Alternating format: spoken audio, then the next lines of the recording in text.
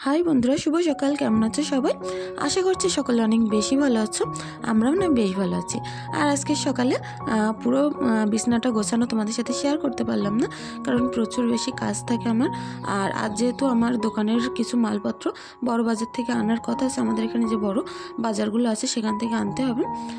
सकालेर काजगुलो अनेकटा ताड़ाहुड़ो करे निচ্ছিলাম कारण এই কাজগুলো কমপ্লিট করে আমাকে তাড়াহুড়ো করে দোকানে যেতে হবে। প্রচুর বেশি কাজ ছিল বাড়িতে, বাড়ির কাজটাও তো সামলাতে হবে, তা নয় ঘরবাড়িগুলোও তো একেবারে খারাপ অবস্থা হয়ে যাবে।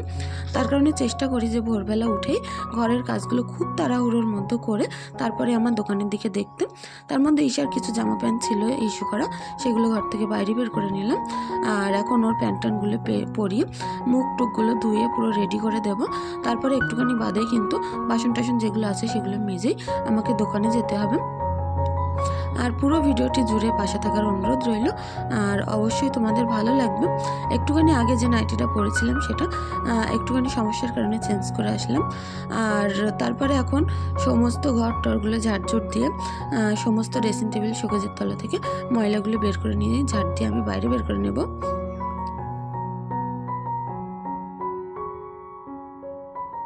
এ ঘরে সিমরান ঈশা দুজনে পড়ছিল।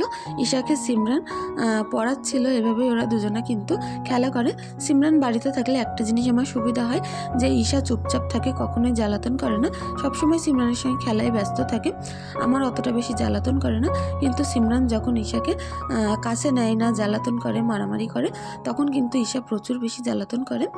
যাই হোক, দুই বোনার ভিতরে অনেক বেশি মিল আছে, এরা মারামারি একটু কম করে, মিলটা অনেক বেশি আছে এদের ভিতরে। আর তারপরে আমার বারান্দা টারান্দা এঘর ওঘর সব কিছু ঝাড়ঝুট দিয়ে ময়লাগুলো এক জায়গায় করে নেব, নিয়ে সবগুলো তুলে ডাস্টবিনে করে ফেলে দিয়ে আসবো। সকালবেলার এই কাজগুলো এতটা বেশি ভারী পড়ে, কতটা তাড়াহুড়ো করে করতে পারবো এটাই সবথেকে বড় চ্যালেঞ্জ আমার কাছে হয়ে থাকে, যে যত তাড়াতাড়ি করতে পারবো ততটাই দোকানের দিকে এগিয়ে যেতে পারবো। আর সকালবেলার বেচা কেনাটার ঝুলটা একটু বেশিই থাকে, যার কারণে চেষ্টা করি সকালবেলা এই কাজগুলো খুব তাড়াহুড়ো করে কমপ্লিট করে আমাকে দোকানে যেতে হবে। আর কমপ্লিট আমি করেও ফেলি। আমার অলস্য ভাবটা অন্যদের তুলনায় কি আমার মনে হয় একটুখানি কম আছে, যার কারণে সারা রাত জাগলেও সকালবেলা ঘুম থেকে ভোরবেলা উঠতে আমার কোনো রকম কষ্ট আমার হয় না। আর প্রায় আমি ভোরবেলায় ঘুম থেকে উঠে থাকি, হয়তো 6টা সাড়ে 6টার দিক থেকে তোমাদের সাথে ব্লগটা কন্টিনিউ করে থাকি, কিন্তু আমার আর আনুষঙ্গিক যে সকল কাজকর্মগুলো থাকে সেগুলো কিন্তু আমি ভোর ভোর উঠেই রেডি করে কমপ্লিট করে ফেলি। আর তারপরে এই ব্লগটা কন্টিনিউ করে থাকি। আর তারপরে এদিকে আসলাম এখন পুকুরে, সমস্ত জামাকাপড় কাচবো, ধুবো। আর ওদিকে মুরগিরাও আছে, ওদেরকেও কিন্তু খেতে দিতে হবে। কতটা বেশি বাসনপত্র পড়েছে দেখো, এগুলো মাঝতে দোকানেও কিন্তু প্রচুর বাসনপত্র আছে। দোকানে গিয়ে দোকান খুলে আগে আমার কাজ হবে, দোকান খুলে তারপরে বাসনপত্রগুলো মাজা। সারাদিন না আমার এরকম কাঁচা ধোয়া মাজা ঘষা কখনোই ফুরায় না, হাত পার বিরাম আমার কখনোই যায় না যতক্ষণ না পর্যন্ত রাত 10টা 11টা বাজে। আর 10টা 11টার পর থেকে ভিডিও এডিটিং করতে করতে কখন যে রাত 12টা 1টা বেজে যায় বুঝতেই পারি না। প্রচুর রাত হয়ে যাচ্ছে ইদানিং করে কিছুদিন শুতে, তার কারণে একটু অসুবিধা হচ্ছে, আমি নিজে বুঝতে পারছি শারীরিক প্রবলেম কিছু শুরু হয়েছে। ঘুম কিন্তু এরকম কমপ্লিট না হলে দিনের পর দিন ঘুমের অসুবিধা হলে এসব সমস্যাগুলো হবেই। দুপুরবেলা যদি একটু ঘুমানোর চিন্তাভাবনা প্ল্যান করে থাকি, সেদিনে যে দেখি দোকানে যেন বেশি ভিড়টা থাকে, তার কারণে আর বন্ধ করতে পারি না। দোকানে আমার কেটে যায় দুপুরবেলাটা সারা দুপুর দাঁড়িয়ে দাঁড়িয়ে, রান্না করতে হয় দাঁড়িয়ে, দোকানদারি করতে হয় দাঁড়িয়ে, সকল কাজকর্ম সেই যে 8টার থেকে লেগে যায় দাঁড়িয়ে দাঁড়িয়ে। আর সেই সন্ধ্যে 7টা 8টা পর্যন্ত ওরকমভাবে দাঁড়িয়ে আমার কাজ করতে হয়। দুটো পা যন্ত্রণায় ফেটে যায়, কিছু করার থাকে না, সব কিছু সামলে তো আমাকে নিতে হবে। আর বাচ্চা কাচ্চা ছোটো থাকলে একটু বেশি প্রবলেম হয়, ঈশা ছোটো থাকার কারণে হয়তো সমস্যাগুলো একটু বেশি হচ্ছে। ও বড় হয়ে গেলে আস্তে আস্তে সমস্যাগুলো সমাধান হয়ে যাবে আস্তে আস্তে। আর সব কিছু সময়ের সঙ্গে পরিস্থিতির ভিতরে মানিয়ে নিতে হয় আমাদের মেয়েদেরকেই। আমরা যতটা বেশি দায়িত্বশীল মেয়েরা হয়ে থাকি ততটাই কিন্তু সংসারে উন্নতির ভরপুর থাকে আমাদের ওপরেই। আর যতটা মেয়েরা একটু চেপে খরচ করে, একটু দায়িত্বশীল হয়ে থাকে, একটু খাটুনের হয়ে থাকে, ততটাই কিন্তু সংসারের উন্নতির সম্ভাবনা বেশি। আর চেষ্টা করি যে সংসারটাকে সুন্দরভাবে দাঁড় করানোর জন্য। আর আমরা দুটো মানুষই একইভাবে পরিশ্রম করি। আমার হাজব্যান্ডও বাইরে প্রচুর পরিশ্রম করে, ও তো রাত 3টের সময় উঠে বেরিয়ে যায় আর বাড়িতে আসে দুপুর 3টে 4টে 5টা, কখনো ঠিক নেই, কখনো কখনো সন্ধ্যা রাতও হয়ে যায়।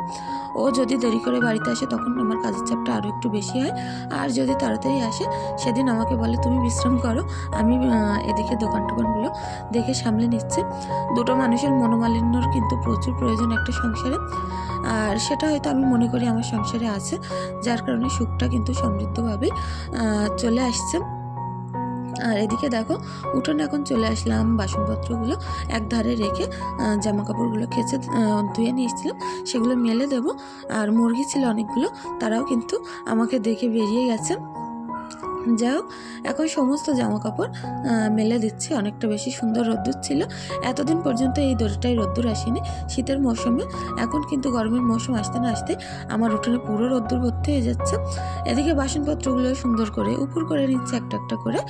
আর রাত্রেবেলা বাড়িতে আসলে কোনো রকম যেন কোনো কিছু নোংরা না থাকে, এসে পরে যাতে শুয়ে পড়তে পারি, তার কারণেই বেশি করে জিনিসপত্রগুলো মেজে ঘষে পরিষ্কার করে সব কিছু রেডি করে রেখে যাই। রাত্রেবেলা শুধু আসি, বিছনাটা ঝেড়ে বিছনা করে তারপরে শুয়ে পড়ি। যাই হোক, এখন সুন্দর করে আমার সমস্ত কাপ প্লেট বাসন সব কিছু আমি উপর করে নিচ্ছিলাম। এই র্যাকটা না ভেবেছিলাম বোধহয় বড়, কিন্তু বড় হলো না, আমার জিনিসপত্র সেই কম পড়ে যাচ্ছে, র্যাকটা রাখতে পারছি না। মুরগিদেরকে এদিকে কিছুটা চাল দিয়ে দিলাম, ওদেরকে খেতে দিয়ে দিলাম। অন্যদিন না ওরা ভাত পেয়ে প্রচুর সন্তুষ্ট থাকে, আর চাল দিয়ে মোটেও খুশি নয় ওরা। দেখো সব ছিটকে বেরিয়ে যাচ্ছে, হাতে করে তুলে খাওয়াচ্ছিলাম। তারপর একটু এগিয়ে এসে আবার চলে গেলাম। হাজব্যান্ড কিছুটা মাছ কিনেছিল আমাদের এই অলটায়, পুকুরটায় ছাড়ার জন্য। এখানে কিন্তু বেশি পানি থাকে না, শুকনোর সময় আবার শুকিয়েও যায়। এখন হয়তো পানি আছে ভরপুর, কিন্তু কিছুদিন পরে এটা পুরো মাঠ হয়ে যাবে, বাচ্চা কাচ্চারা অনেক খেলাধুলো করে। আর মাছগুলো ছেড়ে দিচ্ছিল, আমি দাঁড়িয়েছিলাম, ঈশা দাঁড়িয়ে দাঁড়িয়ে দেখছিল। আর কিছুটা মাছ আমি সাথে করে নিয়ে আমাদের ওই পুকুরটায়, যেখানে আমি বাসন মাজছিলাম সকালে, সেই পুকুরটাও ছেড়ে দেব। আর এতটা বেশি স্বচ্ছ পানি ছিল এটাই বলার কথা ছিল না। আর প্রচুর বেশি শ্যাওলা থাকার কারণে এর ভিতরে কিছু জাপানি পুঁটি, তারপরে গ্লাস কাপ মাছ, এগুলো ছেড়ে দেওয়া হচ্ছিল। গ্লাস কাপ মাছ থাকলে না পুকুরটা পুরো সাদলা খেয়ে পরিষ্কার করে ফেলে, তার কারণে ওইসব মাছগুলো ছেড়ে দিচ্ছিলাম। আর আমি এখন হাতে বালতি নিয়ে কিছুটা মাছ নিয়ে ওই পুকুরে ছেড়ে দিয়ে আসলাম। আর সকালবেলা হাজব্যান্ড পরোটা, এখানে ছোলার ডাল আর মিষ্টি নিয়ে এসেছিলাম, সেগুলো আমি খেয়ে নিচ্ছিলাম। এতটা আমি খাবো না, কারণ প্রচুর গ্যাস্ট্রিকের সমস্যা হবে। হাজব্যান্ডকে দিচ্ছিলাম, আমি খাচ্ছিলাম। সিমরানকে একটু নিতে বললাম, সিমরানের অতটাও বেশি পছন্দ হয়নি। সিমরান কিন্তু বললো খাবে না, যার কারণে ও একটুখানি নিয়ে সরে গেছিলো। আর বাদবাকিটা আমি খেয়ে নেবো, হাজব্যান্ডকে একটু দিয়েছিলাম। আর এখন ভাতটা বসিয়ে দিয়েছি। আজ আমার না প্রচুর কাজের তাড়া আছে, বাইরে যেতে হবে আমার কিছু কাজের জন্য, নিজের অনলাইনে কিছু কাজ আছে, সেসব ফর্ম ফিল আপগুলো করার জন্য আমাকে বাইরে যেতে হবে। আর তা বাদেও আমার দোকানের মাল আনার থেকে মাসে একবার করে বড় বাজার থেকে আমি গিয়ে মালটালগুলো নিয়ে আসি, গাড়ি করে গিয়ে সেই মালগুলো নিয়ে আসা হয় দোকানের জন্য। আর তার কারণে রান্নার তাড়াহুড়ো থাকার কারণে সিম্পলি যেসব রান্নাবান্নাগুলো অনেক তাড়াতাড়ি হয়ে যায়, সে সকল রান্নাবান্না এগুলো আমি করে থাকবো। প্রেশার কুকারে একটা 100 মতো ডাল দিয়েছিলাম, 1-150 মতো হবে। আর সেই ডালটা দিয়ে সিটি মেরে নিয়েছিলাম, শুধু কাঁচা লঙ্কা অ্যাড করেছিলাম, আদা রসুন বাটার সময় ছিল না। আর এদিকে আলু সিদ্ধ করে নিয়েছিলাম, নিয়ে ওদিকে ঝুড়ির মধ্যে আলুগুলো সেলে রেখে দিয়েছি। আলুটা একটুখানি পেঁয়াজ দিয়ে সুন্দর করে মাখা করে নেব। আর এদিকে পেঁয়াজ দিয়ে দিচ্ছি, দিয়ে এর মধ্যে শুকনো লঙ্কা, যেগুলো শুকনো খোলায় ভেজে রেখেছি, এগুলো একটুখানি রগড়ে সুন্দর করে আলু চোখা করব। ওদিকে কিন্তু ডালটায় ফোড়ন দিয়ে দিলাম, আর পেঁয়াজটা লাল লাল করে ভেজে জিরে ফোড়ন দিয়েই ডালটা ফোড়ন দিয়ে দিলাম।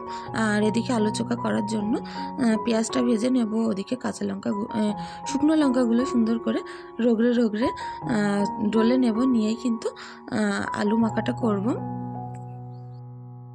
রান্নার সময় এমন মনে হয় না যে 3-4টে হাত হলে হয়তো ভালো হতো দুটোর জায়গায়, তাহলে সব দিকে একসঙ্গে কাজ করতে পারতাম।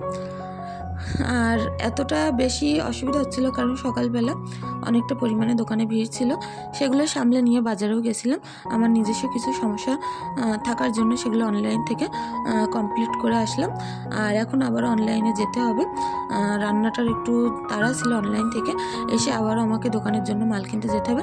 আজ সারাদিনটা এতটা বেশি কষ্ট গেছে, আর ব্লগটা হয়তো তোমাদের সাথে সেইভাবে ভালোভাবে কন্টিনিউ করতে পারবো না আজ, কারণ সারাদিন এতটা পরিমাণে বাইরে ছোটো ছোটাছুটি করতে হয়েছে।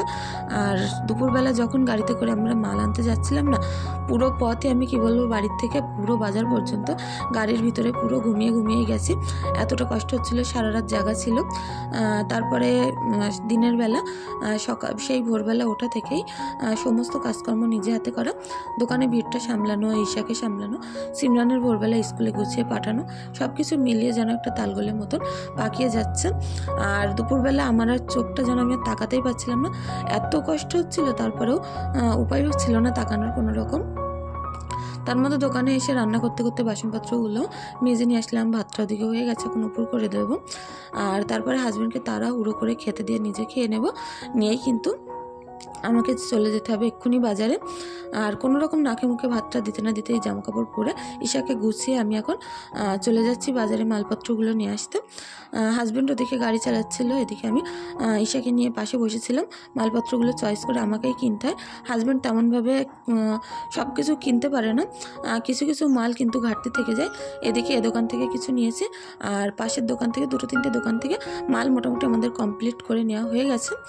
এখন গাড়িটা নিয়ে বাড়িতে যাব। প্রচুর পরিমাণে জ্যাম ছিল। এখন বাজে রাত 9:30। এতক্ষণ দাঁড়িয়ে এই যে জ্যামের মতো দাঁড়িয়ে আর ধৈর্য কুলাচ্ছিল না। কোনো রকম করে গাড়িটা এগিয়ে বাড়িতে নিয়ে আসলাম। মালপত্রগুলো গাড়ি থেকে সব কিছু নামিয়ে নিয়ে এসেছিলাম, আর নিয়ে এসে সব কিছু জায়গায় রাখছিলাম। এখনও গাড়ির মধ্যে অনেকটা পরিমাণে মাল আছে, সেগুলোও নামাতে হবে। আর এতটা রাত হয়ে গেছে, এখনও পর্যন্ত এই সকল মালপত্র গোছানোর কিছুই করতে পারিনি। হাজব্যান্ড বলছিল আমার আর ধৈর্য কুলাচ্ছে না, কিছুটা অন্তত খেয়ে নিয়ে নিশ্চিন্তে 2-5 মিনিট বসি, তারপরে আর মালপত্রগুলো নামাবো। আর এই সকল মালপত্রগুলো আমি প্রত্যেকটা এই যে বস্তা খুলে আটা, ময়দা, গম, যে সকল জিনিসপত্র আছে সবগুলো, ডাল আছে, সবগুলো রেডি করে গুছিয়ে বাইরে বের করে নিতে হবে। সিমরান যেহেতু আমাদের সাথে যায়নি, মালপত্রগুলো বের করে দেখছিল। আর বন্ধুরা, আজকের ভিডিওটি আর হয়তো বেশি দূর বাড়াতে পারবো না।